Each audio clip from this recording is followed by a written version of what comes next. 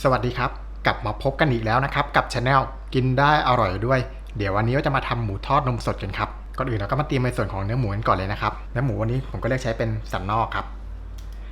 อันนี้ขนาดประมาณ1 กิโลนะครับล้างทำความสะอาดให้เรียบร้อยนะครับแล้วก็เสด็จน้ำไว้ให้แห้งเลยนะครับแล้วเรามาหั่นเตรียมกันเลยครับ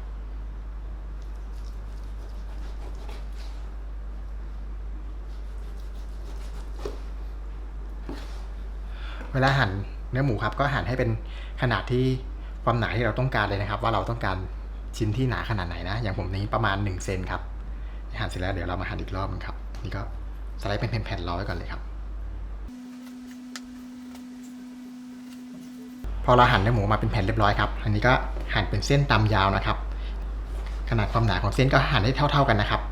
เวลาที่เราทอดจะได้สุกพร้อมๆกันครับแล้วก็ดูน่าทานนะครับนี่ก็หั่นไปเรื่อยๆจนเสร็จเลยนะครับ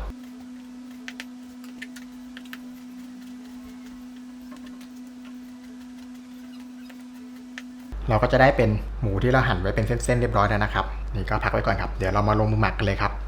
วันนี้ผมก็ใช้เป็นนี่เลยครับนมสดรสจืดครับหรือว่าใครจะสะดวกใช้เป็นนมข้นจืดก็ได้นะครับอันนี้ก็เลือกใช้ได้ตามความสะดวกครับ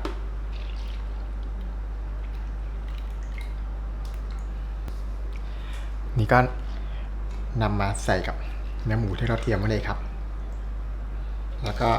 ผงฟูครับอันนี้ก็ช่วยเพิ่มความนุ่มให้กับหมูที่เราหมักนะครับใช้เป็นผงฟูหรือว่าเบกกิ้งโซดาก็ได้นะครับเสร็จแล้วก็ขยำมาคลุกเคล้าให้เข้ากันดีเลยนะครับอันนี้เราจะต้องนวดไปเรื่อยๆก่อนนะครับนวดเพื่อให้หมูเขาดูดซึมเอาตัวนมที่เรานำมันหมักให้เข้าเนื้อให้หมดเลยนะครับเวลาขยำก็ใช้มือก็สะดวกที่สุดครับอย่าลืมล้างทำความสะอาดมือให้เรียบร้อยก่อนด้วยนะครับตอนนี้พอเราขยำมาได้สักพักครับอันนี้ผมขยำมาได้ประมาณ5 นาทีนะสังเกตดูครับตอนนี้เนื้อหมูเขาจะดูดซึมเอานมเข้าไปจนเต็มที่แล้วนะแล้วก็นมจะเริ่มแห้งไปแล้วครับอย่างนี้ใช้ได้แล้วนะเราก็พักไว้ก่อนได้เลยครับสำหรับเครื่องหมักวันนี้ก็จะใช้เป็นนี่เลยครับพริกไทยเม็ดครับอันนี้ก็เลือกใช้ได้ตามความสะดวกนะครับใครจะใช้เป็นพริกไทยเม็ดหรือว่าพริกไทยป่นก็ได้นะถ้าเกิดใช้พริกไทยเม็ดก็นำมาโขลกให้ละเอียดเลยนะครับพอละเอียดได้ที่ดีแล้วก็กระเทียมครับโขลกรวมกันเลยนะอันนี้โขลกให้ละเอียดเหมือนกันนะครับพอโขลกละเอียดได้ที่ดีแล้วก็ใส่ลงไปในหมูที่เราเตรียมไว้ได้เลยนะครับ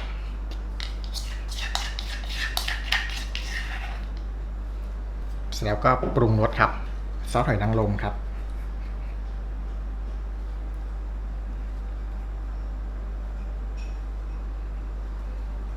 ซีอิ๊วขาวครับ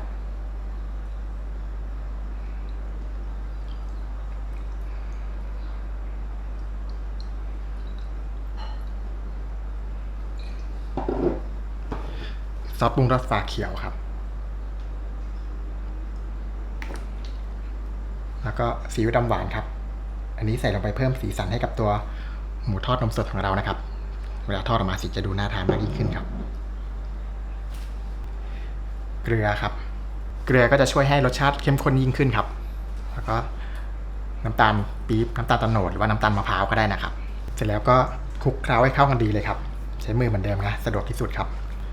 ผสมทุกอย่างให้เข้ากันดีเลยนะแล้วก็น้ำตาลปี๊บที่เราใส่ลงไปแล้วก็เกลือครับละลายเข้ากับเนื้อหมูได้ดีนะทีนี้เราก็นวดไปเรื่อยๆเลยครับเพื่อให้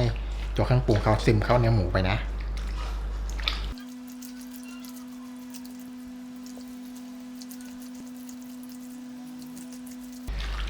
ตอนนี้เราก็นวดมาได้สักพักครับใช้เวลาประมาณ5 นาทีนะวิธีการสังเกตว่าได้ที่หรือยังก็คือเครื่องปรุงทุกอย่างจะซึมเข้าเป็นเนื้อหมูครับเราก็จะไม่มีน้ำเจิ่งๆนะเนี่ยคือก็จะน้ำก็จะแห้งไปหมดเลยครับกลายเป็นเหมือนเมือกๆนะเคลือบหมูไว้เลยครับท่านี้ก็ใช้ได้แล้วครับแล้วก็ปิดด้วยพลาสติกแรปนะครับตอนนี้เราจะใช้เวลาหมักประมาณ2 ชั่วโมงขึ้นไปนะถ้าเกิดใครมีเวลาเยอะหน่อยก็หมักข้ามคืนเลยก็ดีนะครับจะทำให้รสชาติซึมเข้าเนื้อแล้วก็หมูจะนุ่มมากครับ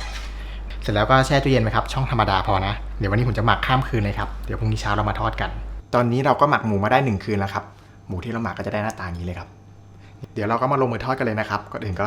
เปิดเตาครับ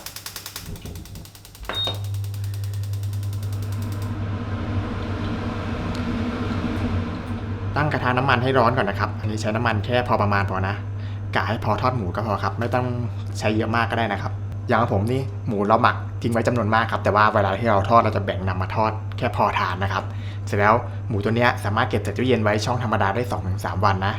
หรือว่าถ้าเกิดใครต้องการที่จะเก็บนานกว่านั้นก็ให้ใส่ฟรีไว้ก็ได้นะครับตอนนี้พอน้ำมันเริ่มร้อนครับหมูนี่เราก็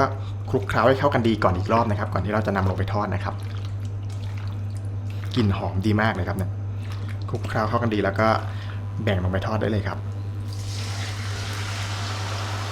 เดี๋ยวผมก็จะแบ่งทอดสัก2 รอบครับนี่แบ่งไว้ทาน2 มื้อนะที่เหลือเดี๋ยวเก็บใส่ตู้เย็นเอาไว้ครับ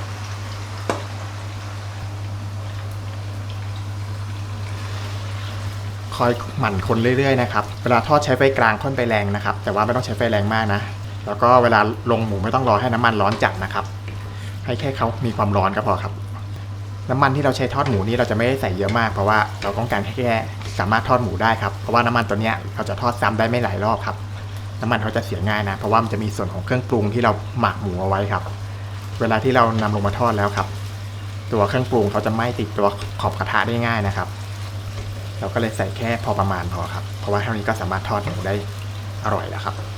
เทคนิคสำคัญอีกอย่างก็คือเวลาที่เราทอดนะครับต้องคอยหมั่นคนด้วยนะครับ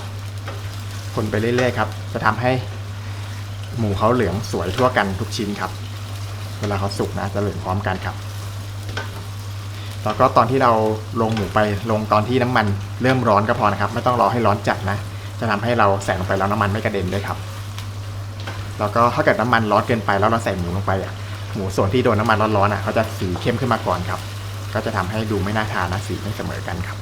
ความแรงของไฟที่ใช้ก็ขึ้นอยู่กับปริมาณหมูที่เราทอดด้วยนะครับถ้าเกิดปริมาณหมูมากก็ต้องใช้ไฟแรงขึ้นตามนะเพื่อให้เขาเดือดประมาณนี้ครับเขาจะเดือดร้อนได้ที่นะถ้าเกิดไฟเบาเกินไปก็ทำให้ทอดหมูสุกยากครับจะไม่ค่อยเหลืองนะแล้วก็ใช้เวลานานเกินไปก็จะทำให้หมูแข็งกระด้างด้วยครับเราทอดวิธีนี้ก็จะทำให้เราทอดหมูได้ง่ายเลยครับน้ำมันก็จะไม่กระเด็นนะไม่ต้องกลัวน้ำมันกระเด็นเลยครับทอดได้ง่ายมากขั้นตอนนี้เราก็ทอดไปเรื่อยๆจนกระทั่งหมูเหลืองสวยตามความต้องการได้เลยนะครับก็ใช้เวลาไม่นานครับ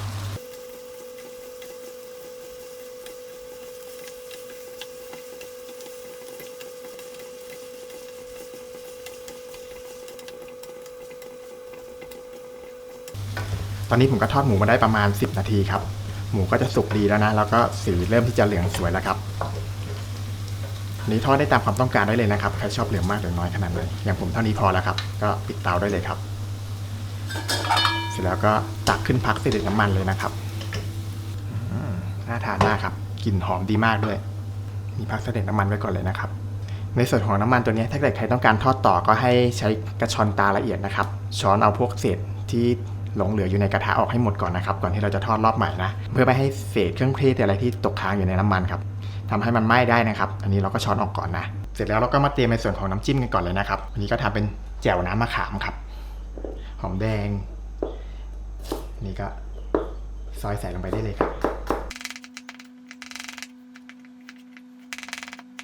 แล้วก็ผักชีครับใครจะใส่เป็นต้นหอมหรือผักชีอะไรก็ได้นะครับอันนี้ตามความชอบไปเลยครับอย่างที่ผมชอบเป็นผักชีก็จะหอมๆหน่อยครับซอยหยาบๆใส่ไว้ได้เลยครับนี่ก็พักไว้ก่อนครับเสร็จแล้วก็มาเตรียมในส่วนของแจ่วกันเลยครับนี่มันก็ใช้เป็นนี่เลยครับน้ำมะขาม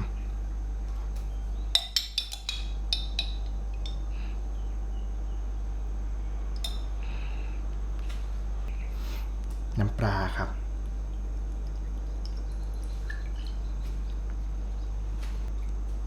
น้ำตาลทรายพริกป่นครับอันนี้ก็ปริมาณมากน้อยตามความชอบได้เลยนะครับข้าวคั่วครับตามความชอบได้เหมือนกันนะครับแล้วก็ผักที่เราเตรียมไว้ครับใส่ลงไปได้เลย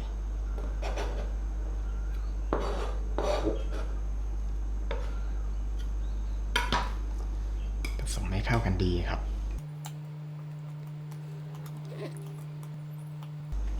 ตามด้วยหมูทอดที่เราเตรียมไว้ครับน่าทานมาก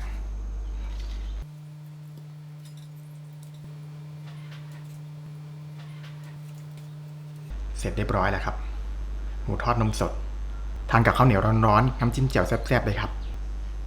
เดี๋ยวขอลองชิมดูหน่อยครับดูสิหมูนุ่มดีมากเลยร้อนมากด้วยจิ้มแจ่วเลยครับ อร่อยเข้ากันสุดๆเลยครับหมูที่เราหมักไว้ก็รสชาติดีครับนุ่มมากทานกับน้ำจิ้มแจ่วนี่อร่อยเข้ากันมากก็ลองทำตามกันดูนะครับทำไม่ยากเลยครับขอบคุณที่ติดตามรับชมนะครับถ้าเกิดชอบก็อย่าลืมกดไลค์กดแชร์กด Subscribe แล้วก็อย่าลืมกดกระดิ่งไว้ด้วยนะจะได้ไม่พลาดคลิปใหม่ๆของเราสำหรับวันนี้เดี๋ยวผมขอตัวไปก่อนไว้เจอกันคลิปหน้าสวัสดีครับ